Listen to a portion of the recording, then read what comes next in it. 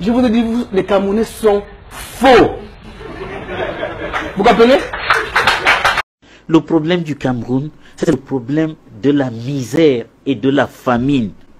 Comment peut-on justifier qu'un enseignant camerounais gagne le tiers de ce que gagne un enseignant sénégalais?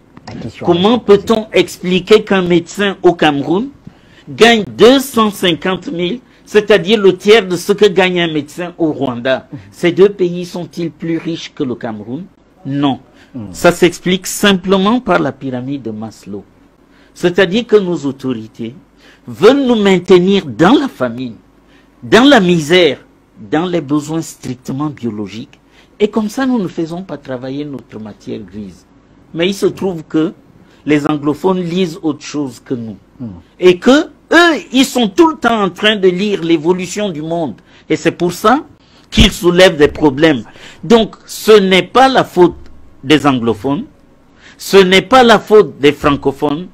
Il y a une équipe qui dirige depuis 1960 et qui s'organise pour que nous restions dans les besoins biologiques, c'est-à-dire au bas fond de la pyramide de Maslow.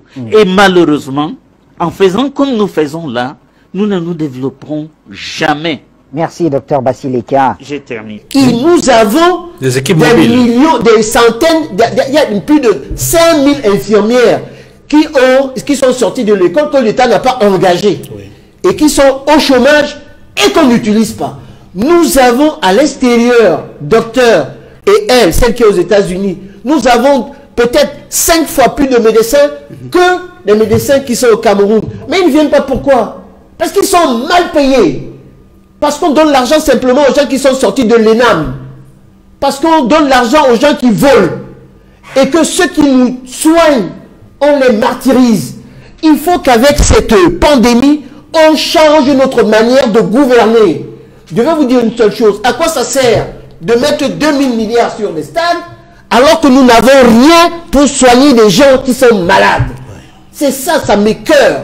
Nous devons changer notre méthodologie, notre manière d'utiliser nos fonds. Il faudrait que cette pandémie puisse être, en fin de compte, en sorte qu'on change notre manière de gouverner. Je vous ai dit, les Camerounais sont faux. Vous comprenez? Nous ne sommes pas ici pour faire le procès de l'État, mais je n'entends pas non plus, je n'accepte pas non plus qu'on critique à tort à travers l'État, alors que l'État fait beaucoup d'efforts. L'État met des plateaux techniques, fait tout. L'État investit, l'État a fait beaucoup en matière de santé. Mais quelle est la vérité? Surtout dans les 40 ans. Mais la vérité, c'est quoi? La vérité, c'est que les Camerounais sont faux. Voilà. La vérité, c'est qu'on crée une commission nationale, l'État en haut a confiance, fait de très beaux textes, on vous nomme dans des commissions, mais les gens ne voient que leur intérêt personnel. Les gens vont traiter les dossiers si on a payé en dessous. C'est comme dans les concours pour entrer dans l'université. Les Camerounais, c'est terrible. Il faut repenser le Camerounais. Il y a toute une rééducation à refaire. Les Camerounais, n'est-ce pas, administratifs comme privés, sont faux dans le grand centre. Donc, ne regarde que... C'est-à-dire qu'à partir du moment où il n'a pas un intérêt dans une affaire, ça ne l'intéresse pas. Vous avez des évidences? Bien sûr, je peux vous donner des exemples. Allez-y. À partir du moment, ça serait long à développer. À partir du moment où il n'a pas d'intérêt, il faut que l'ordre vienne toujours d'en haut. Et quand l'ordre vient d'en haut, il n'a pas l'ascension. Vous comprenez? Sinon, tout ce que le Cameroun fait, dans les commissions, dans ceux-ci qui sont de belles commissions, avec des règles, l'État en tant qu'État a la volonté de faire. Le chef d'État a la volonté, il parle, mais il est mal décrypté. Et les gens n'appliquent pas. C'est ça la vérité. Dans ces commissions, on va vouloir favoriser son frère ou tel ou ceci. On va vouloir évacuer des cas qu'on n'a même pas besoin d'évacuer. Vous savez, quand j'étais au CHU, j'opérais des extraduraux, des tumeurs, personne n'en parlait. Mais à côté, vous savez, on évacuait des sous-duraux, alors qu'on les opérait. Et on se moquait de nous à la papetière. Même les sous-duraux, les petits machins, vous évacuez.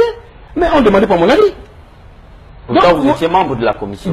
Écoutez, non, l'évacuation, les membres de la commission, ça ne veut rien dire. Hein?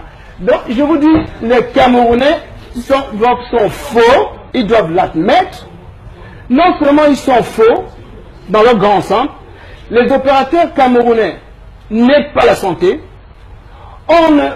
On ne comprend pas les médecins. Les médecins font beaucoup pour la santé au Cameroun, hein, qu'ils soient privés, n'est-ce pas, ou à l'État. Les médecins acceptent beaucoup de sacrifices que dans d'autres pays, personne n'accepterait. Mais vous avez les opérateurs économiques qui vont en France dépenser 50-80 millions pour qu'on les injecte des petits machins pour se régénérer. Ils reviennent ici tout frais, ils font les affaires, etc.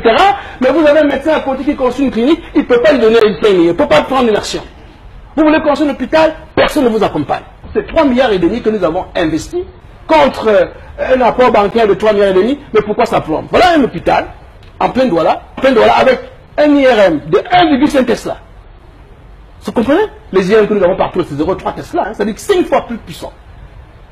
Nous avons au centre hospitalier, c'est la vérité, il faut en parler pour aller vérifier, un scanner de 32 barrettes. Tout ça ne fonctionne pas. Pourquoi? Paralysé. Pourquoi? Écoutez, je vous ai dit, les Camerounais sont faux. Vous comprenez? Vous importez des équipements hautement électroniques, l'État vous donne tout un arsenal de facilitation. L'État fait sa part. L'État vous donne le régime de projet structurant, vous donne la taxation réduite en douane, dit vous n'avez même pas payé la douane, mais l'État, il dit ça à Yaoundé, hein. Mais là, à Douala, le douanier va vous dire, monsieur, vous allez passer un matin de 200 millions sans que je mange, vous ne sortez pas 5 millions, ça ne sort pas. N'est-ce pas? On va vous bloquer l'appareil à la douane pendant des mois, ces appels électroniques, ça commence là. 2, la banque. La banque va vous dire, vous dites à la banque, donnez l'argent pour qu'on construise. Vous avez un chronogramme. Les appareils sont déjà arrivés là. La banque vous débloque l'argent avec 1 an de retard, les équipements sont là avant les bâtiments. Mais ça, c'est mettre la chair avant le bœuf. Ces bâtiments, ces appareils que nous connaissons sont restés dehors là-bas à Bonanjo pendant plus d'1 an. Cela a attiré l'attention de personne. Je vous dis, c'est un IRM, c'est deux scanners de haut niveau, c'est un tomodostomètre, c'est plein d'appareils. La banque, elles s'en fout. Vous comprenez? Alors, ils vous laissent en retard. Et après, qu'est-ce qu'ils veulent? Ben, écoutez, vous tombez, ils s'approprient tous ces bâtiments, ils n'en ont rien à foutre. En plus de ça, le peu d'appareils que vous allez mettre en marche, vous avez énergie, vous avez Eneo, avec ses variations intempestives de courant, n'est-ce pas? Ils sont en position de force. Interrogez différents médecins, vous allez voir plein d'équipements médicaux qui sont détruits par Eneo et ils ne remboursent pas, ils ne payent pas, ils ne vous dédommagent pas, vous allez à Arcel, vous perdez votre temps, c'est eux qui paient les frais de mission à Arcel, c'est de la comédie. Personne ne vous défend et vous restez là avec vos équipements, ça ne dit rien à personne. Attends, c'est pas fini. Maintenant, vous voulez aller au tribunal, nous avons payé les droits, non? Vous voulez aller au tribunal, ok. On vous a mis des équipements. Moi, je réclame 6 milliards de dédommagements. Vous voulez aller au tribunal, je réclame à Eneo 500 millions de dédommagements. Vous voulez aller au tribunal? Allez au tribunal. Au tribunal, on vous dit, monsieur, déposez-nous 6% du montant que vous réclamez, sinon votre dossier est irrecevable. Vous comprenez?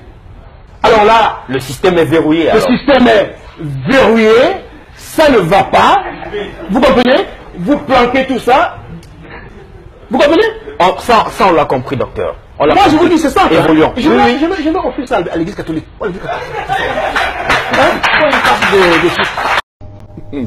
Le Cameroun n'est pas une dictature.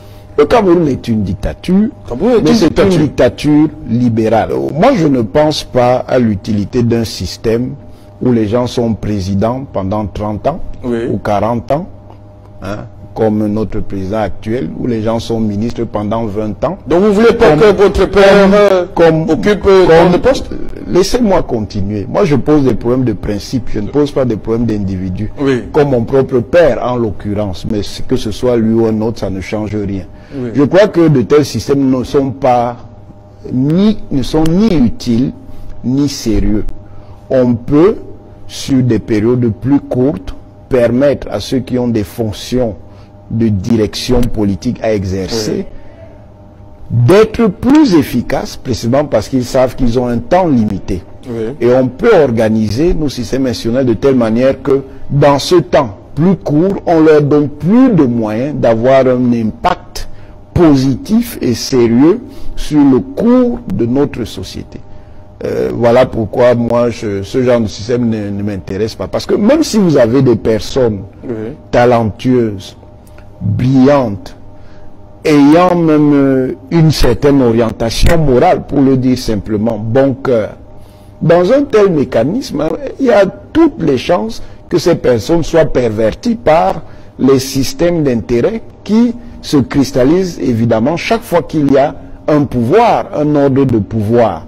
Et à un certain moment, elles n'auraient plus ni le talent, ni les qualités qu'elles avaient au départ. Parce que ces intérêts sordides vont les détourner de ces voies-là. Donc moi, je ne crois pas trop à ce genre de choses. Et j'estime d'ailleurs que pour qu'on ait une société véritablement plus stable, au-delà de la stabilité apparente et de la stabilité médiocre qui est la nôtre, nous sommes bien stables, mais nous ne sommes pas stables de manière à prendre en charge de façon satisfaisante les aspirations et les ambitions de la plupart de nos citoyens, qu'on ait des sociétés qui fonctionnent sur une autre base que celle-là. Voilà, vous dites, professeur le docteur Ronan Guinée, qu'un intellectuel doit exercer une fonction critique vis-à-vis de la société dans laquelle il vit. Hein, une fonction critique qui l'expose bien évidemment à d'éventuels démêlés. Et que pensez-vous donc de ces intellectuels qui ont décidé de marcher avec le pouvoir? D'abord parce qu'en gros, s'il peut y avoir des intellectuels de pouvoir, tous ceux qui sont au pouvoir et qui font fonction d'intellectuels de pouvoir n'en sont pas. N'en sont pas. Même l'intellectuel de pouvoir a une ligne critique. Il met simplement son esprit critique au service d'une orientation politique. Mais quand il estime que cette orientation politique n'est pas suivie de manière sérieuse et crédible par le groupe politique auquel il appartient, il le signale, et il le signale publiquement, en prenant position, en s'exprimant oralement par des déclarations publiques, en faisant des éditoriaux ou des chroniques, en écrivant même des essais pour critiquer le fonctionnement réel qui correspond à la gestion du groupe politique auquel il appartient. C'est ça un intellectuel même de pouvoir. Il critique et puis ensuite il dit à ses amis politiques: j'ai fait les critiques, voici donc les solutions qui peuvent permettre de corriger ce qui m'apparaît comme ne fonctionnant pas dans le cadre de notre gestion politique. Ceux qui tiennent lieu d'intellectuels de pouvoir, en fait, ne sont pas des intellectuels. On les appelait ce sont des clercs. Oui. Je ne dirais pas les courtisans parce que c'est désobligeant. Ce sont des clercs. Le clerc, c'est quoi? Le clerc, dans les ordres politiques et sociaux du Moyen-Âge en Occident, c'est quelqu'un qui met son intelligence, son savoir, ou ce qu'on va appeler beaucoup plus tard, hein, disons 19e, 20e siècle, son expertise, au service d'un pouvoir. Ça veut dire qu'il est là pour légitimer le pouvoir, rendre ce pouvoir acceptable. Il peut avoir des compétences intellectuelles, il peut avoir des aptitudes intellectuelles, mais sa manière d'agir fait qu'il n'est pas un intellectuel. Il ne faut donc pas confondre le clerc, celui qui fait partie de la cléricature, parce que clerc, ça renvoie à la fois à cléricature et à clergé. Il ne faut pas confondre le clerc avec l'intellectuel. L'intellectuel peut avoir toutes les sensibilités. Il peut être conservateur, réactionnaire même, il peut être réformiste, il peut être libéral, il peut être radical, il peut être révolutionnaire. Mais il a toujours la fonction critique quand il examine la réalité. Voilà, docteur Wona, vous pensez que c'est faisable chez nous, dans notre société? Bon, si vous estimez que ce n'est pas faisable chez nous, ça veut dire que chez nous, les conditions de la liberté, les conditions culturelles de la liberté, les conditions morales de la liberté n'existent pas. La liberté ne peut pas exister là où il n'existe pas l'acceptation de l'esprit critique, c'est-à-dire de la capacité à aller à contre-courant de ce que sont les idées dominantes.